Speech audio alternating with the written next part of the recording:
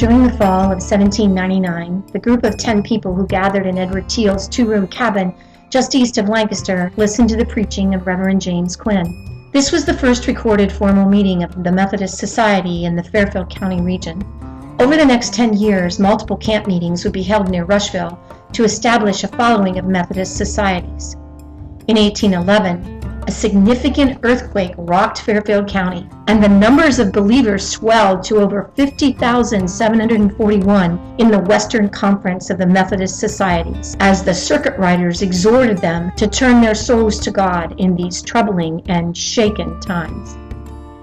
In 1812, when the country was again embroiled in a war with England, the first Methodist class was held in Lancaster. By 1817, the first Methodist Episcopal Church was erected on the east side of Jackson Street in Lancaster, now known as High Street.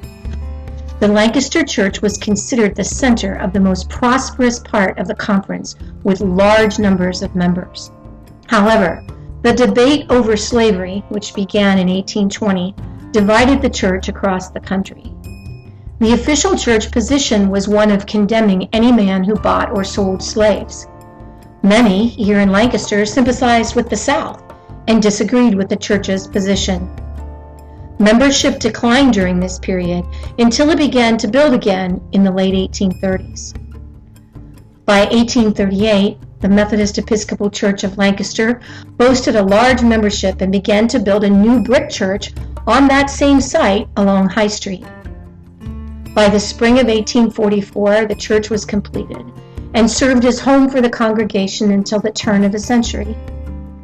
That building was sold to the Lancaster Masonic bodies for the sum of $6,000 and were used by the Masons until the structure burned to the ground in 1944. The Methodist Episcopal Church was ready for its next home at the turn of the century.